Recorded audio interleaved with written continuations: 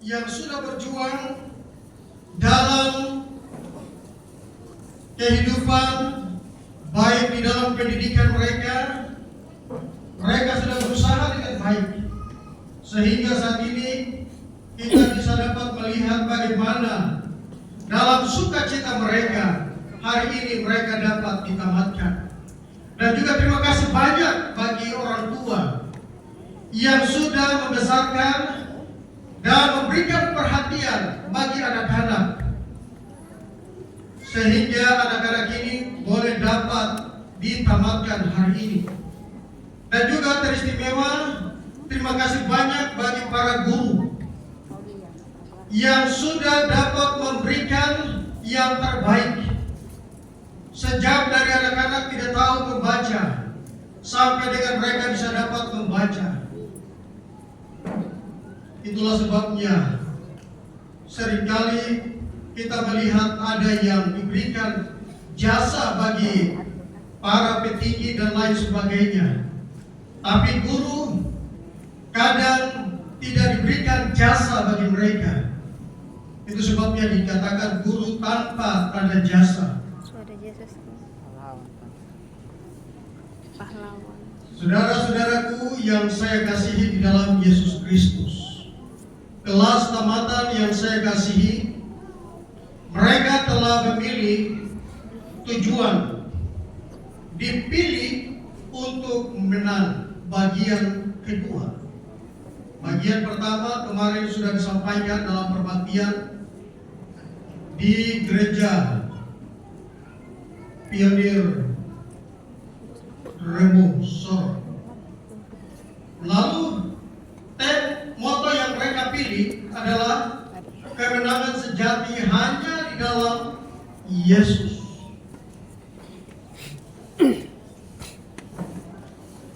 Mereka telah memilih bunga yang adalah bunga ungu atau bunga bakung ungu, yang berwarna ungu melambangkan kemewahan, keanggunan, dan keabadian. Warna ungu yang pekat dan misterius dari bunga ini menciptakan kesan megah dan elegan. Jenis bunga bakung ini sering digunakan dalam rangkaian bunga untuk acara-acara formal atau sebagai hadiah yang menggambarkan kecantikan yang tidak tertandingi. Ini luar biasa. Lalu manfaat daripada bunga ini: meredakan demam, lalu membantu dalam kesehatan jantung, mengurangi stres, meningkatkan fungsi saraf, baik untuk pencernaan dan juga membantu pernapasan, dan juga mengontrol tekanan darah dan menjaga kesehatan ginjal sebagai obat oles. Ini luar biasa, jarang kelas-kelas tamatan yang lain memilih bunga ini.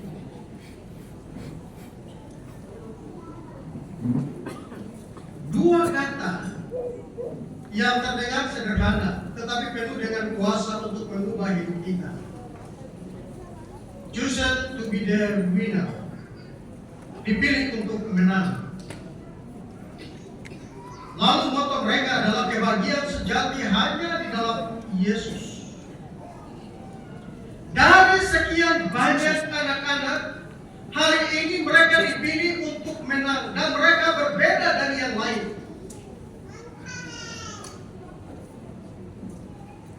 Kenapa saya dipilih untuk menang? Apakah saya ini rajin belajar? Ataukah saya malas lalu saya dipilih menjadi pemenang? Begitu? Ada yang malas lalu dipilih menjadi pemenang hari ini? Ada? Coba katakan dulu pernyataannya. Tidak ada ya? Semua karena rajin belajar. Ayat di dalam kitab suci 1 Korintus 15 ayat 57.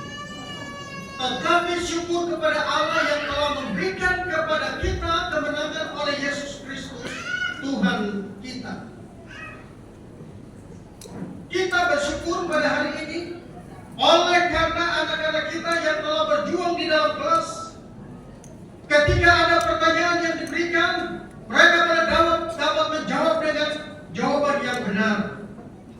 sehingga pada hari ini mereka menjadi pemenang.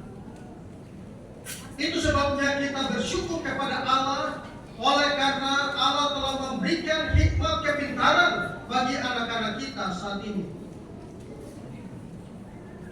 Di dalam kitab suci Amsal 24 ayat yang ke-16, apa perbedaan orang yang gagal dengan orang yang menang? Orang yang gagal adalah bukan karena dia gagal, tetapi bagaimana ia bangkit dari kegagalan atau kejatuhannya. Itulah yang menentukan hari ini dia duduk di sini. Mungkin di dalam proses belajar mengajar, anak-anak di waktu yang lalu bisa saja mendapatkan nilai yang merah. Tapi bukan karena itu menjadi salah satu kegagalan baginya, tetapi dia berpikir bahwa dia harus bangkit dan dia harus memiliki nilai yang baik. Dan dia berubah dari nilai yang merah kepada nilai yang baik, sehingga hari ini dia berada di tempat ini. Bukan berapa kali Anda jatuh, tetapi berapa kali Anda bangkit. Dalam menghadapi masalah atau kegagalan membutuhkan proses belajar. Siapapun bisa jatuh atau gagal, tetapi pemenang selalu bangkit dan bangkit lagi. Amin. Amsal 24 ayat yang ke-16. Sebab 7 kali orang benar jatuh, namun ia bangkit kembali. Tetapi orang fasik akan roboh dalam bencana. Kalau orang fasik, dia tidak akan pernah berusaha. Dia tetap berada pada posisi itu karena dia tidak mau untuk bangkit. Saudara-saudara, ayat ini dapat menjadi motivasi bagi kita. Kalau di saat ini kita berada dalam keterpurukan, kalau saja, atau kegagalan, jangan pernah kita menyerah, tetapi kita harus bangkit. Kita adalah pemenang. Jangan tinggal di lembah, jadilah pemenang. Saudara-saudara, kalau orang yang tinggal di lembah, pikirannya tidak pernah akan berkembang. Dia selalu ada di tempat itu, tidak mau maju. Tetapi kalau kita tinggalkan lembah itu, maka kita akan bangkit dan kita akan menang. Pemenang bukanlah mereka yang tidak pernah gagal, tetapi mereka yang tidak pernah berhenti mencoba untuk bangkit dan bangkit lagi. Banyak orang yang berhasil jadi pemenang bukan karena mereka tidak pernah gagal, tetapi mereka tidak pernah berhenti untuk selalu mencoba dan bangkit. Siapa mereka? Mari kita lihat. Abraham Lincoln. Dia punya tinggi 193 cm. Dan dia adalah seorang atlet pemula. Pada tanggal 4 Maret 1861, dia menjadi Presiden Amerika Serikat yang ke-16. Yang luar biasa, dalam perjalanan hidupnya Abraham Lincoln banyak sekali jatuh mengalami kegagalan, baik dalam bidang usaha, kegiatan politik, dan juga kehidupan cinta kasihnya. Namun dia selalu bangkit dan mencoba kembali, sehingga dia menjadi presiden yang ke-16, Presiden Amerika Serikat yang ke-16. Thomas Alva Edison menemukan bola lampu. Ia juga memegang 1093 paten untuk inovasinya yang lainnya. Thomas Alva Edison mengalami 1000 kali kegagalan saat mencoba menyempurnakan bola lampu ciptaannya. Dan sekarang kita sudah dapat menikmati terang yang ada. Kolonel Harlan Sanders sempat mengalami kegagalan berkali-kali saat menciptakan resep 11 buku rahasia untuk ayam goreng reja. Siapa yang pernah makan ayam Kentucky? Memang muka-muka Kentucky semua. Mari kita lihat. Ia juga ditolak 1000 kali oleh investor saat mencoba menjual resep tersebut. Tetapi 7 tahun, bayangkan 7 tahun, kemudian dia justru menjadi kaya raya berkat resep yang sama, 11 buku yang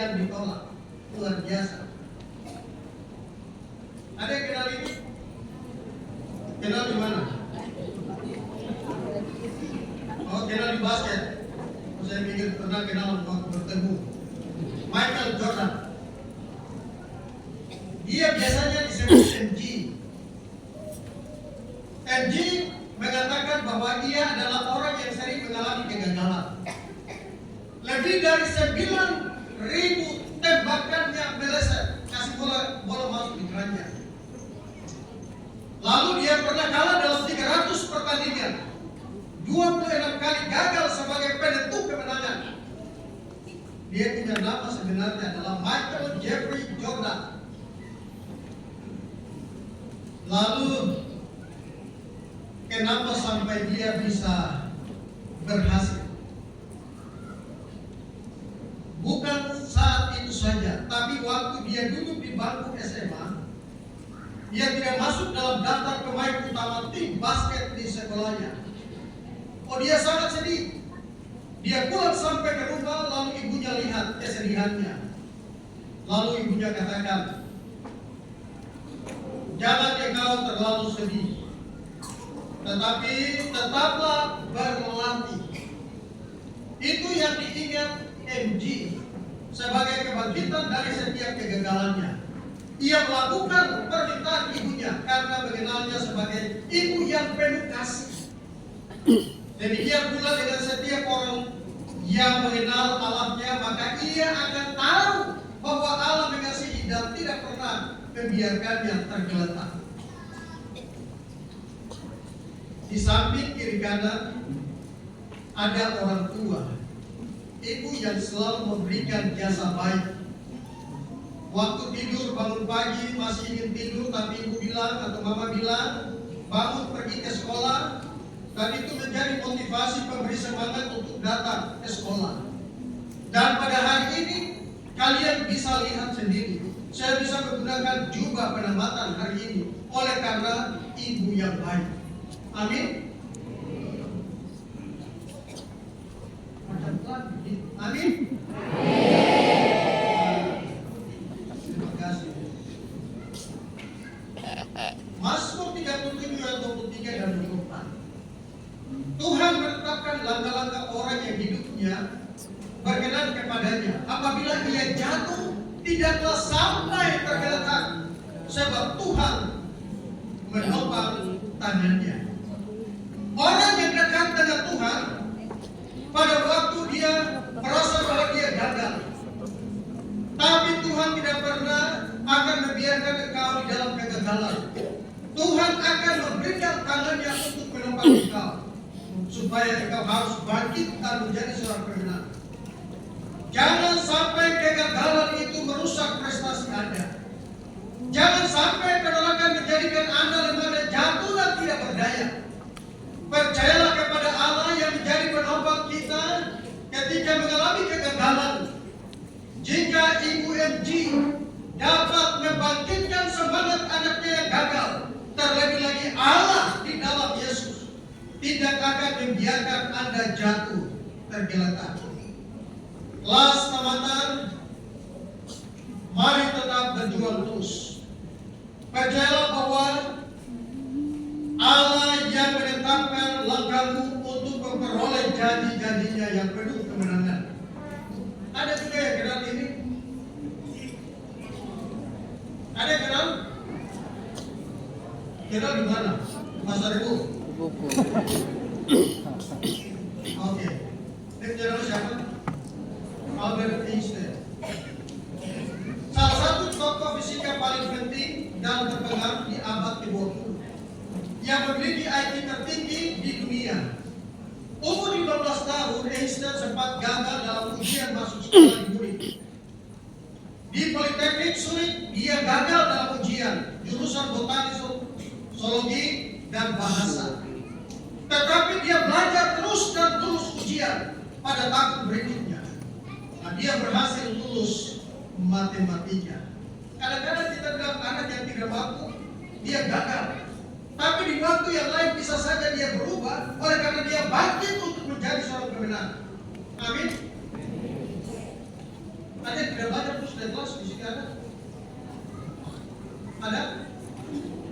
Jangan dia ke sebelah kiri kanan, lihat pendeta itu. Nah, pendeta lihat ini muka-muka yang memang serius belajar. Jadi hari ini bisa ditambahkan. Pendeta ini satu cerita yang bisa dapat membawa motivasi kita. Dan cerita ini agak panjang sedikit. Tapi selesai cerita ini, kita sudah selesai. Sejak kecil sang ibu tinggal di panti asuhan dan menikah pada usia 13 tahun. Pernikahan yang diharapkan yang bisa menjadikan dia sebagai tiket untuk keluar dari panti asuhan itu. Namun harapan yang indah ini tidak bertahan lama. Oleh karena sepasang kekasih, ibu ini, ceritanya saya pakai bahasa sederhana saja. Ibu ini punya tua meninggal.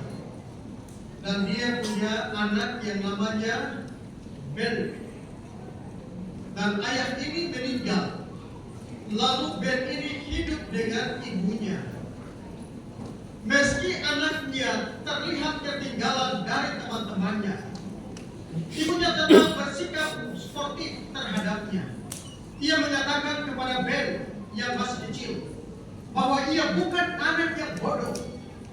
Padahal ibunya sendiri tidak bisa membaca, tapi dia memberikan semangat bagi Ben. Engkau harus belajar, karena di dalam kelas dia adalah orang kulit hitam satu-satunya di dalam kelas itu. Teman-temannya berkulit putih, sehingga dia selalu dibully. Ben yang masih kecil termasuk anak paling bodoh di kelas sewaktu dia menempuh pendidikan sekolah dasar. Ia sering mengalami tekanan alias dibully oleh teman-temannya. Ia tidak bisa mengeja kata dengan jelas disebabkan matanya kurang jelas untuk dapat melihat. Setelah ibunya tahu hal ini, Ben yang masih kecil dibelikan kacamata. Satu perkataan yang paling diingat oleh Ben adalah, engkau memiliki seluruh dunia di otakmu. Ini adalah kata-kata daripada ibunya. Engkau memiliki seluruh dunia di otakmu. Lalu ucapan sang ibu tercinta kepada Ben, dia ingat dengan baik. Kelas tamatan, kekuatan pikiran dan cinta yang tulus dari sang ibu kalian pada akhirnya membuat kalian bisa berhasil, membuat Ben juga berhasil dalam impiannya. Saudara tahu namanya adalah Dr.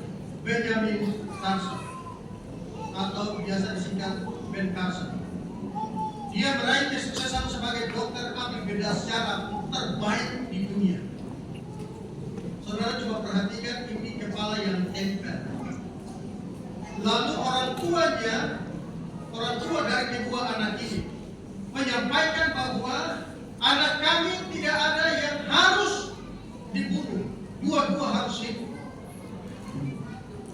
Pada tahun 1987, Dr. Ben Carson berhasil melakukan operasi pemisahan kembar siam dari Jerman yang membuatnya dia menjadi terkenal di seluruh dunia. Dalam masa-masa mengambil keputusan yang besar, itulah yang teringat kembali pada masa kecilnya dahulu. Ben Carson ingat dia punya kata-kata dari dia punya mama. Dan semua itu ada di otak. Ini dia punya mama. Satu perkataan yang diingat oleh Ben adalah, engkau memiliki seluruh dunia di otak. Itu adalah ucapan sang ibu tercinta kepada Ben pada masa kecilnya. Kelas tamatan yang saya kasihi di dalam Yesus Kristus. Kekuatan pikiran dan cinta yang tulus dari sang ibu pada akhirnya membantu Ben mewujudkan impiannya. Mentalitas orang yang percaya sebagai anak Tuhan. Yang harus dimiliki adalah sebagai pemenang. Karena itu kita perlu mempersiapkan dan membangun diri dengan dasar yang benar, supaya menjadi pribadi yang tangguh. Kadang saya katakan, apalagi sebagai kelas tamatan khususnya SMA, saya katakan bahwa ketika waktu saya tamat SMA sudah selesai, tetapi tidak. Masih ada jenjang yang lebih tinggi. Dulu kalau kita tamat SMA sudah ada pekerjaan. Sekarang harus berkuliah lagi dulu baru ada pekerjaan.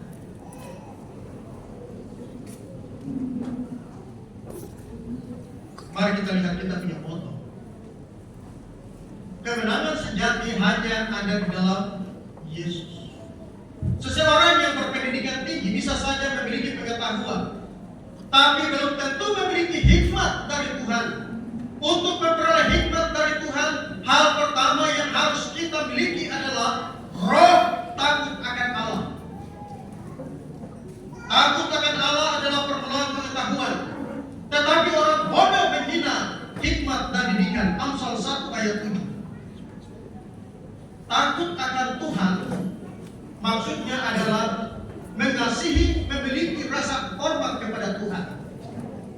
Orang yang mengasihi dan hormat akan Tuhan akan taat kepada perintahnya. Ada beberapa hal yang terjadi saat seseorang hidup dalam takut akan Tuhan. Ia akan belajar mengenal Yang Maha Kuasa. Amsal 9 ayat 10. Dalam proses pengenalan inilah Roh Kudus memberikan hikmat, pengertian, dan tuntutan bagi setiap orang yang menjalani pendidikan. Maka kebijaksanaan serta melakukan kehendak Allah itu dapat dilakukan dengan benar. Hikmat melindungi kita dari segala tipu muslihat iblis. Hikmat melindungi kita dari bahaya dan hal-hal yang merugikan. Hikmat menuntut kita untuk membuat keputusan atau pilihan yang berhasil. Hikmat Tuhan dapat membedakan seorang pemenang dari seorang yang pecundang. Sebab 7 kali orang benar jatuh, namun ia bangun kembali. Tetapi orang fasik akan roboh dalam bencana. Yang membedakan bukan dari kegagalannya, tetapi bagaimana ia bangkit dari kegagalan atau kejatuhan. Itulah yang menentukan. Kalau pecundang di sini seringkali dianggap sebagai kurang memiliki ketangguhan mental dan kemampuan yang tidak dapat beradaptasi dengan yang lain. Terima kasih karena hari ini kita bisa dapat menunjukkan bahwa kita adalah pemenang. Amsal 24 ayat 16. Yang menghalangi seseorang untuk jadi pemenang adalah dia tidak taat, lalu sikap suka meremehkan hikmat dan didikan, serta tidak disiplin.